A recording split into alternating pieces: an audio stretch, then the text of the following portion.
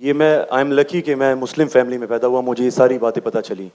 लेकिन बराबरी में अगर कोई क्रिश्चियन फैमिली में पैदा हो जाता है तो ये उसकी तो गलती नहीं है कि वो उस फैमिली में पैदा हुआ, उसके लिए तो ज्यादा भाई मुश्किल साहब, है। आपने मेरा सवाल का जवाब सुने कि नहीं सुने? जी जी बिल्कुल सुना, बोलिए। मैंने आपका सवाल का जवाब दिया कि नहीं? दिया है, बिल्कुल। तो दिया तो फिर से क्यों दोहरा रहे?